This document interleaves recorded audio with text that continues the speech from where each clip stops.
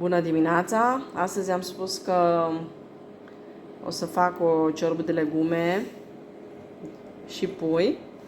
Inițial am pus puiul la fiert, acum am tăiat un ardei roșu și o bucățică de țelină. De fapt, eu folosesc cu mare succes tava de legume pe care o cumpăr dintr-un magazin prea bine cunoscut. Aici am pregătit țelina împreună cu ardeiul roșu. Aici am tăiat ceapa, bineînțeles mare, ca de obicei. Se vede. Puiul este pus la fiert, am pus și o lingură de sare, în curând voi lua spuma, în momentul în care fierbe cu adevărat apa. Lingura de sare adăugată ajută să se strângă mai bine spuma, îmi place chestia asta. Mă pregătesc să tai și morcovii și pătrunjelul, rădăcina. Bineînțeles că la fel bucățile vor fi de 1 metru. Spor la treabă, dragilor, o zi minunată și să ne auzim cu bine. Am pus frumușel ardeiul, ceapa și țelina într-un castron și aștept morcovii. Am așa tai eu morcovii, prima oară săbiuțe și după aceea bucățele. Vedeți?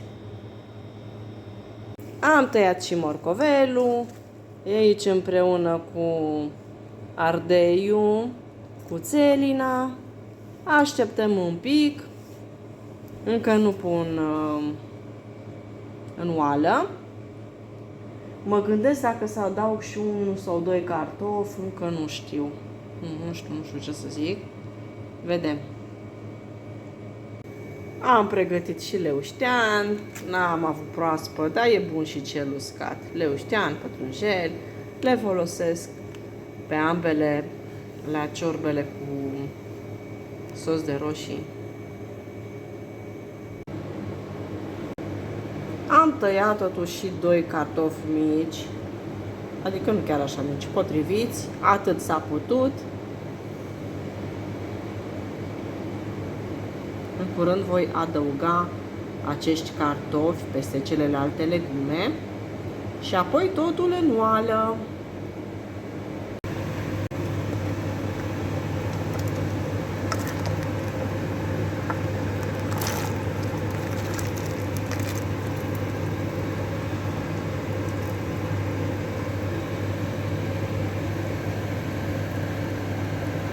Să mai fiarbă așa cam vreo 10 minute și apoi adaug sucul de roșii. Acum voi adăuga bulion, sos de roșii. Preferatul meu este cel de la Naturavit, este excepțional de bun și se seamănă foarte mult rețeta cu cel al celui făcut în casă. Sunt foarte mulțumită, nu mulțumită. Și o să mai fiarbă încă vreo 10 minute, așa 15. Chiar dacă am pus legume, lui Rafael îi place să pun și paste. O să pun și paste. Nu prea există ciorbă roșie cu suc de roșii fără paste. Așadar mai las încă 5 minute.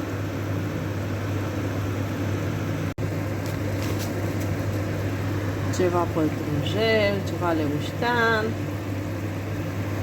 În sfârșit, ciorba noastră de pui și legume este gata. Arată și miroase extraordinar de bine. Vă invităm, eu și Rafael, la o porție de ciorbă extraordinar de gustoasă. O zi frumoasă să aveți, dragilor!